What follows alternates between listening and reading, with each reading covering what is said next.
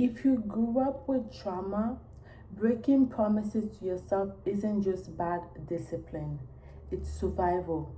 When your nervous system spends years being on guard for abandonment, rejection, chaos, or even safety, of course, trusting yourself feels shaky now. But here's the good news, you can still rebuild that trust with yourself. And in this video, I'm going to show you how. Trauma wires our brain for protection, not progress.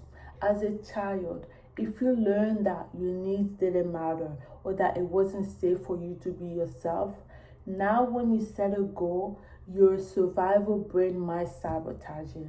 Not because you're lazy, but because safety feels more important than growth. This is why you keep breaking promises to yourself. It's not weakness, it's conditioning. Trauma teaches our brain that the world is unpredictable. So to rebuild trust with yourself, you have to prove to yourself that your world is safe. And you do this by starting small. So small that it's impossible to break. For example, you can promise yourself that I'll drink 1 glass of water every morning when I wake up. You do it every day. This is not just about hydration. That's your brain learning. When I say I'll do something, I follow through. When you've been through trauma, your body still carries the story. That's why trusting yourself isn't only mental, it's also physical. And that's why you need to create signal of safety. For example, taking a deep breath when you're overwhelmed. When you're going through a tough situation, putting your hands on your heart and telling yourself that you're gonna be okay, that you're safe, that you're gonna get out of that situation, even if you don't know how to get out of there. Grounding your body to the present. These practices calm down your nervous system so you can follow through instead of going back to old survival pattern. Your nervous system is the part of you that plays in the background. That's who you are. Even if you know that you're gonna be safe, if your nervous system thinks that you're not gonna be safe, you're not gonna feel present. You're not gonna be in peace.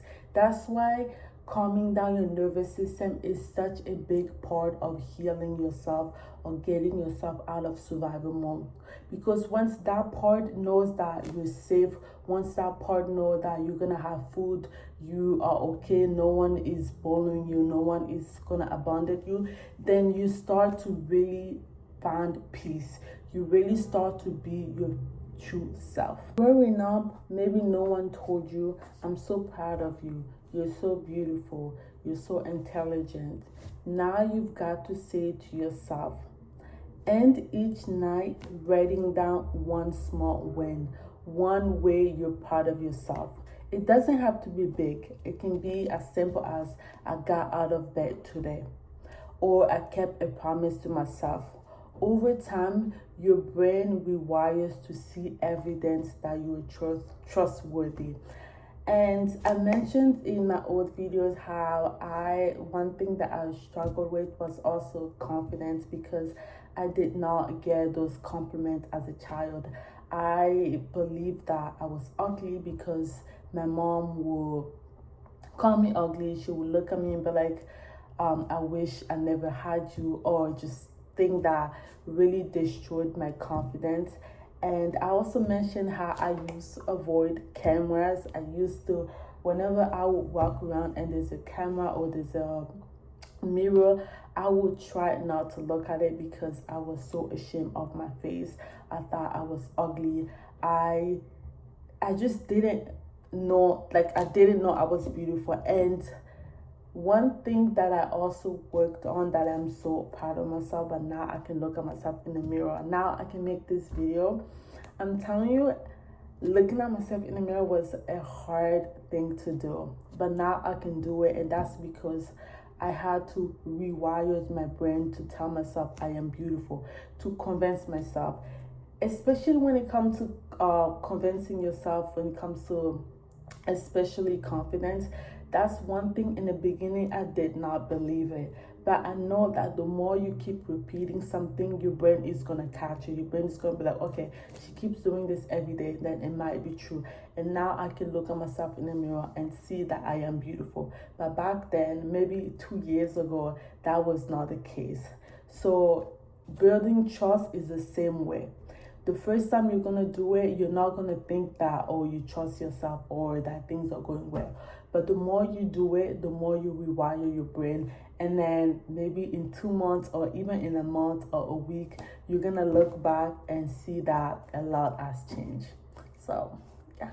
Rebuilding trust after trauma takes time. It's not about perfection, it's about consistency. Think of it like strengthening a muscle. You don't get abs in a week, and you don't get unshakable self-trust overnight.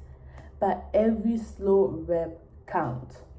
Every promise kept is a foundation in the safety that you're building. Let me know in the comments what's your hobby, because I am a gym girl. I've been going to the gym for 1.5 years now, and the gym has humbled me. Okay, you always have to show up. And also, it's one of the places that I started practicing my new identity. And yeah, but I'm just curious to know, like, what's your hobby? Let me know in the comments. If you only remember 3 things from this video, let it be these 3. Trauma breaks self-trust, and that's because survival came before growth. You rebuild self-trust by starting small, so small that it's impossible to break, and by proving to your nervous system that your world is safe. Self-trust is built like a muscle, slow, steady, but unshakable when you stick with it. So tell me in the comments what's one smart promise you're ready to start keeping to yourself today. And if this video spoke to you, please like and subscribe so I can share more of the tools that help me heal my trauma, step out of survival mode, and be the person that I am today, so you can also do the same. Be safe, and I'll see you in the next video. Bye.